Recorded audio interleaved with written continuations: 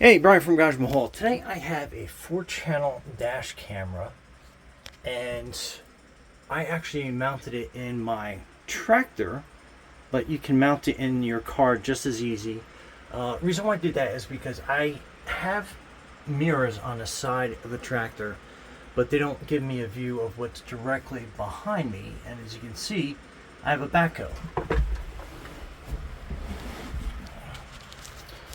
So what I did is I mounted the camera up in the back window, and that will give me a rear view of the backhoe when it's extended out, which is very important because that stands out another 6 feet or so in the back, and that becomes very critical when backing up, so you know if you're getting close to a car or something else is behind you. I love the fact that it records and quick operation. So that is your power button at the bottom, and then this here will change your camera views. So that will give you the right side camera view, which is here, and that will give you the front camera, so I get the nose of the tractor.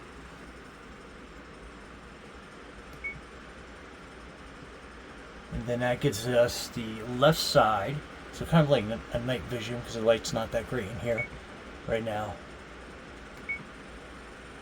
So again, that is the back view, rear view, so it gives me a really good idea depth-wise between both mirrors. And now I have a rear view camera to look at. So pretty easy, and then you can have a record mode, which is here, and then this is your menu button. Lots of features on that.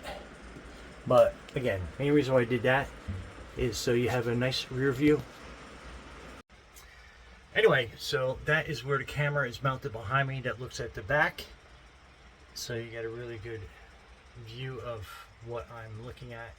But anyway, Brian from Garage Mahal, thanks for watching, and absolutely be safe out there.